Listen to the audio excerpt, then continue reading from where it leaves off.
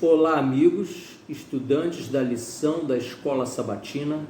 Você é bem-vindo hoje, terça-feira, 15 de setembro de 2020, para seguirmos a sequência de estudos sobre as três mensagens angélicas. E nós estamos começando com Apocalipse 14, versos 6 e 7, que já foi a base para o estudo dos dias anteriores.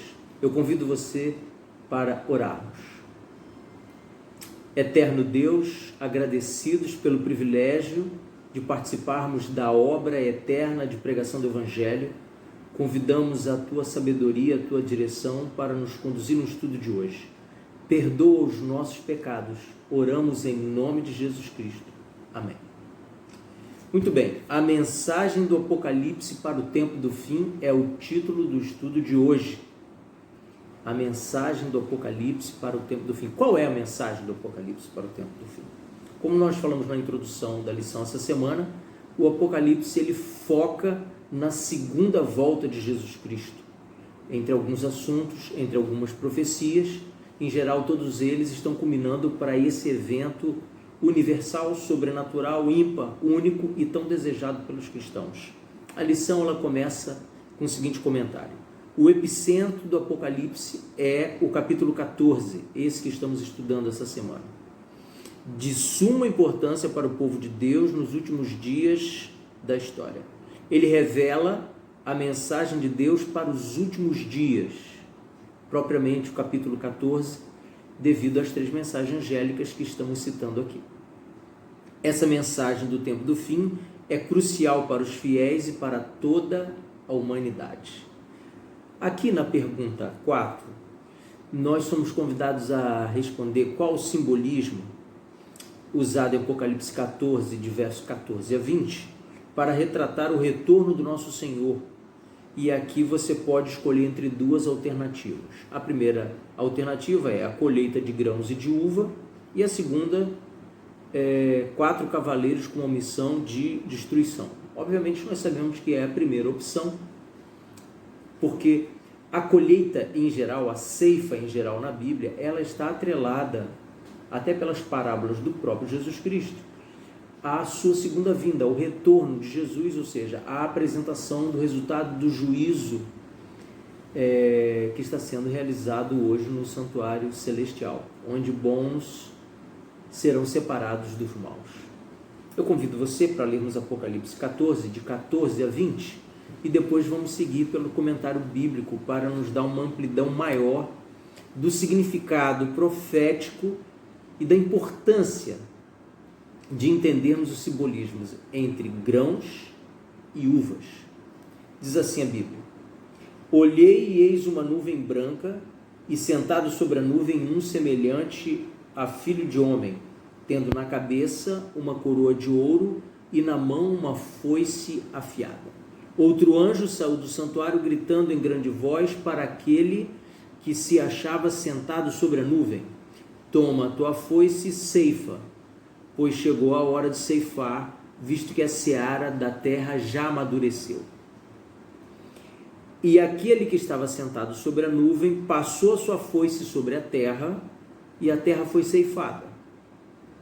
Agora o verso 17 para a nossa atenção especial. Então saiu do santuário, que se encontra no céu, outro anjo. Primeiro havia saído e disse aquele, o filho de homem, para ceifar a terra, e ele ceifou porque ele tinha uma foice afiada na mão. Então agora um outro momento. Então saiu do santuário, que se encontra no céu, outro anjo, tendo ele mesmo também uma foice afiada. Saiu ainda do altar outro anjo, aquele que tem autoridade sobre o fogo, e falou em grande voz ao que tinha foice afiada, ou seja, o anjo que sai do santuário logo depois que o Filho do Homem ceifa a terra, dizendo: Toma a tua foice afiada e ajunta os cachos da videira da terra, porquanto as suas uvas estão amadurecidas. Veja que a ceifa que o Filho do Homem faz é com os grãos, e a ceifa que esse anjo que sai do santuário depois que os grãos são ceifados são as uvas. E o texto segue dizendo: Então o anjo passou a sua foice na terra e vindimou a videira da terra e lançou-a no grande lagar da cólera de Deus. E o verso 20 para encerrar. E o lagar foi pisado fora da cidade, e correu sangue do lagar até aos freios dos cavalos, numa extensão de 1.600 estádios. Algumas questões aqui, obviamente, muito símbolo, como é a característica de Apocalipse, algumas nós podemos entender aqui à luz do comentário bíblico, né? O comentário bíblico, quando diz as nuvens, filho do homem, ela está simbolizando que as aparições, as viagens do Filho do Homem, em geral, costumam ser retratadas com nuvens, como na ocasião em que ele vem, que é a segunda vinda que nós estamos tratando aqui, não é isso? Em relação ao lagar, que é um ponto muito importante do estudo de hoje, em geral era escavado na rocha. Tratava-se de um coxo superior para pisar uvas com uma caneleta até o coxo inferior, que coletava o suco, ou o que seria preparado para o vinho, não é isso? E aqui no verso 14 e 20, o comentário, quando cita fora da cidade, está se referindo a Jerusalém, que esse lagar ele é feito fora de Jerusalém. Você consegue compreender aqui? Há uma diferenciação, inclusive, de lugar, geográfica. Os grãos representam aqueles que foram recolhidos por Jesus Cristo. Os cachos de uva representam aqueles que foram fermentados, a exemplo do vinho, que é fermentado pelo álcool próprio. Esses foram fermentados pelo pecado. E o texto segue ensinando da seguinte forma: por 1.600 estádios, esse sangue, ele se derramou até a altura dos freios dos cavalos. Você pode calcular aí talvez 1,20 m, 1,5 m, de uma forma bem tosca, para a gente fazer uma ideia de quanto sangue dos ímpios foi aqui derramado neste evento. Para traduzir os 1.600 estádios, nós podemos entender, o comentário bíblico diz o seguinte: cerca de 300 quilômetros significa esses 1.600 estádios. É o tamanho aproximado hoje da Palestina. Veja que situação de calamidade da humanidade que vira hoje as costas para o seu Redentor Jesus Cristo. Essa profecia está inclusa em Apocalipse 14. Ela é uma consequência das 3 mensagens angélicas que começam a ser citadas a partir do verso 6. O verso 7 onde está a primeira, não é? E quando você lê 14, 6 e 7, eu acho que eu e você podemos ler rapidamente o texto para poder fazermos um comentário. Diz aqui assim: vi outro anjo voando pelo meio do céu, tendo o evangelho eterno para pregar aos que se assentam sobre a terra, e a cada nação e tribo e língua e povo. E o verso 7, dizendo em grande voz: temei a Deus e dai-lhe glória, pois é chegada a hora do seu juízo, e adorai aquele que fez o céu e a terra e o mar e a fonte das águas. Veja, aqui nós podemos tirar 3 lições. Primeiro, o evangelho eterno é uma porta única de salvação contra o pecado. Não há uma outra oportunidade. O evangelho eterno está sendo pregado hoje, está sendo pregado desde quando Jesus iniciou o seu ministério aqui na terra.